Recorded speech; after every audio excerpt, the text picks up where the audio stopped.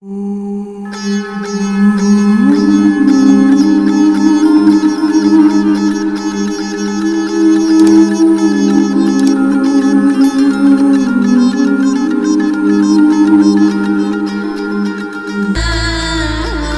kita berbicara asal-usul bangsa Nusantara ataupun suku-suku yang mendiami Nusantara, terasa hambar agaknya jika kita tidak menyinggung tentang suku Bugis. Orang-orang Bugis sangat terkenal akan pengembaraannya di seluruh Nusantara, bahkan sampai Madagaskar dan Afrika pada masa lalu, saat nenek moyang kita menguasai pelayaran di dunia.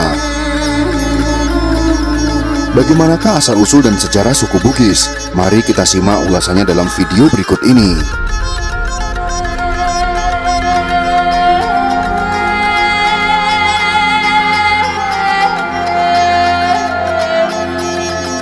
Bugis adalah suku yang tergolong ke dalam suku-suku Deutero Melayu, masuk ke Nusantara setelah gelombang migrasi pertama dari daratan Asia, tepatnya di Yunan.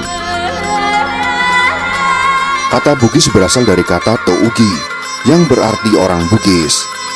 Penamaan Ugi merujuk pada raja pertama kerajaan Cina yang terdapat di Pamana, Kabupaten Wajo saat ini, yaitu Lhasa Tumpugi. Ketika rakyat Lhasa Tumpugi menamakan dirinya, maka mereka merujuk pada raja mereka. Mereka menjuluki dirinya sebagai Tougi, atau orang-orang atau pengikut dari Lhasa Tumpugi. Lhasa Tumpugi adalah ayah dari Wecudai dan bersaudara dengan Batara Latu, ayahanda dari Saweri Gading. Saweri Gading sendiri adalah suami dari Wecudai dan melahirkan beberapa anak termasuk Lagaligo, yang membuat karya sastra terbesar di dunia dengan jumlah kurang lebih 9.000 halaman folio.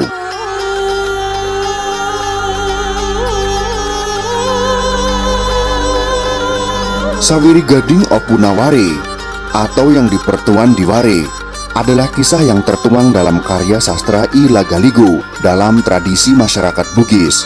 Kisah Saweri Gading juga dikenal dalam tradisi masyarakat Luwuk, Kaili, Gorontalo, dan beberapa tradisi lain di Sulawesi seperti Buton. Komunitas ini berkembang dan membentuk beberapa kerajaan.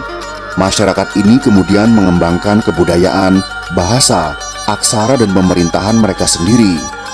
Beberapa kerajaan Bugis klasik antara lain Luwu, Bone, Wajo, Sopeng, Supa, Sawito, Sidenreng, dan Rapang. Meski tersebar dan membentuk suku Bugis, tapi proses pernikahan menyebabkan adanya pertalian darah dengan Makassar dan Mandar. Saat ini orang Bugis tersebar dalam beberapa kabupaten, yaitu Luwu, Bone, Wajo, Sopeng, Sidrap, Pinrang, Sinjai, dan Baru. Daerah peralihan antara Bugis dengan Makassar adalah Bulukumba, Sinjai, Maros, dan Pangkajene Kepulauan. Masa Kerajaan Bone.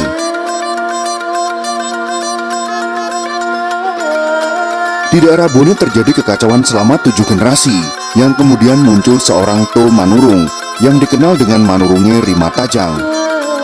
7 raja-raja kecil melantik Manurunge Rimatajang sebagai raja mereka dengan nama Arumpone, dan mereka menjadi dewan legislatif yang dikenal dengan istilah Ade Putue. Kerajaan Makassar. Di abad ke-12, 13, dan 14 berdiri kerajaan Goa, Sopeng, Bone, dan Wajo yang diawali dengan krisis sosial, di mana orang saling memangsa laksana ikan. Kerajaan Makassar kemudian terpecah menjadi Goa dan Talo, tapi dalam perkembangannya, kerajaan kembar ini kembali menyatu menjadi Kerajaan Makassar. Kerajaan Sopeng.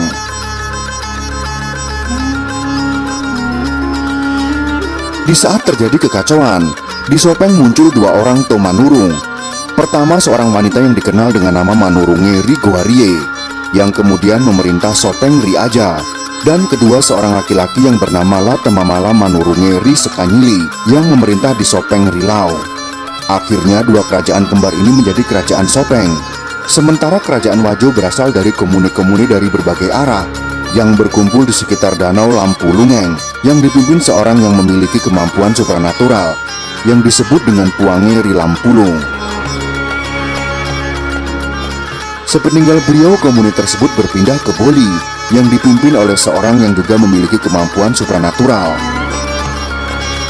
Datangnya Lapauke, seorang pangeran dari kerajaan Cina atau Pamana, beberapa lama setelahnya, kemudian membangun kerajaan Cinotabi.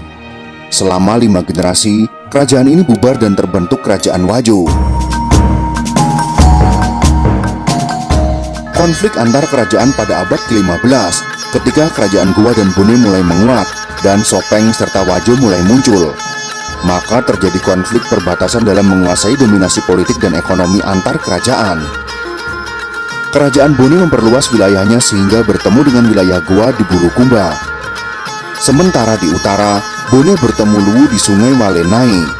Sedangkan kerajaan Wajo perlahan juga melakukan perluasan wilayah, sementara Sopeng memperluas ke arah barat sampai di Baru. Perang antara kerajaan Luwu dan Bone dimenangkan oleh Bone, dan Luwu kemudian mempersaudarakan kerajaan mereka. Sungai Walenai adalah jalur ekonomi dari Danau Tempe dan Danau Sidenreng menuju Teluk Bone. Untuk mempertahankan posisinya, Luwu membangun aliansi dengan Wajo dengan menyerang beberapa daerah Bone dan Sidenreng. Berikutnya wilayah Luwu semakin tergeser ke utara dan dikuasai Wajo melalui penaklukan atau penggabungan. Wajo kemudian bergesek dengan Bone. Invasi Gowa kemudian merebut beberapa daerah Bone serta menaklukkan Wajo dan Sopeng. Untuk menghadapi hegemoni Gowa, kerajaan Bone, Wajo, dan Sopeng membentuk aliansi yang disebut Telung Pocoe. Penyebaran agama Islam.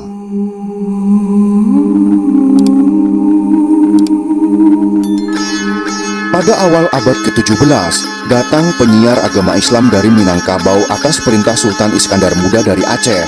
Mereka itu adalah Abdul Makmur atau Datuk Ribandang yang mengislamkan Gowa dan Talo, Sulaiman atau Datuk Patimang yang menyebarkan Islam di Luwu, dan Nurdin Aryani atau Datuk Ritiro yang menyiarkan Islam di Bulukumba. Kolonialisme Belanda. Pada pertengahan abad ke-17, terjadi persaingan yang tajam antara Gowa dan VOC hingga terjadi beberapa kali pertempuran. Sementara Arumpone ditahan di Gowa dan mengakibatkan terjadinya perlawanan yang dipimpin oleh Latandri Tata Daeng serang Arung Palaka. Arung Palaka didukung oleh Turatea, kerajaan kecil Makassar yang tidak sudi berada di bawah Gowa. Sementara Sultan Hasanuddin didukung oleh menantunya, yaitu Latendri Lai Tosengeng, Arung Matoa Wajo, Maradia Mandar, dan Datu Lawu.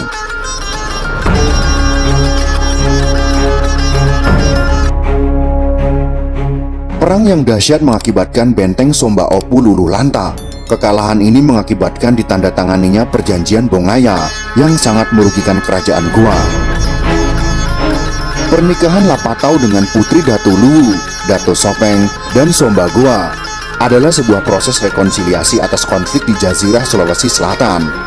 Setelah itu tidak ada lagi perang yang besar sampai kemudian di tahun 1905 sampai tahun 1906, setelah perlawanan Sultan Husain Karaeng Lembang Parang dan Lapawawoi Karaeng Segeri Arumpone dipadamkan. Maka masyarakat Bugis Makassar baru bisa betul-betul ditaklukkan Belanda. Kosongnya kepemimpinan lokal mengakibatkan Belanda menerbitkan Korte Verklaring, yaitu perjanjian pendek tentang pengangkatan raja sebagai pemulihan kondisi kerajaan yang sempat lowong setelah penaklukan. Kerajaan tidak lagi berdaulat, tapi hanya sekedar perpanjangan tangan kekuasaan pemerintah kolonial Belanda. Sampai kemudian muncul Jepang menggeser Belanda hingga berdirinya NKRI. Masa kemerdekaan. Para raja-raja di Nusantara bersepakat membubarkan kerajaan mereka dan melebur dalam wadah NKRI pada tahun 1950 sampai dengan 1960-an. Indonesia, khususnya Sulawesi Selatan, disibukkan dengan pemberontakan. Pemberontakan ini mengakibatkan banyak orang Bugis meninggalkan kampung halamannya. Seiring dengan arus reformasi, muncullah wacana pemekaran. Daerah Mandar membentuk provinsi baru yaitu Sulawesi Barat. Kabupaten Luwu terpecah 3 daerah tingkat 2, sementara banyak kecamatan dan desa atau kelurahan juga dimekarkan. Orang Bugis dalam perantauan. Kepiawaian suku Bugis Makassar dalam mengarungi samudera cukup dikenal luas, dan wilayah perantauan mereka pun hingga Malaysia, Filipina, Brunei, Thailand, Australia, Madagaskar, dan Afrika Selatan. Bahkan di pinggiran kota Cape Town di Afrika Selatan, terdapat sebuah suburb yang bernama Makassar, sebagai tanda penduduk setempat mengingat tanah asal nenek moyang mereka. Konflik antara kerajaan Bugis dan Makassar serta konflik sesama kerajaan Bugis pada abad ke-16, 17, 18, dan 19 menyebabkan tidak tenangnya daerah Sulawesi Selatan. Hal ini menyebabkan banyaknya orang Bugis bermigrasi terutama di daerah pesisir. Selain itu, budaya merantau juga didorong oleh keinginan akan kemerdekaan.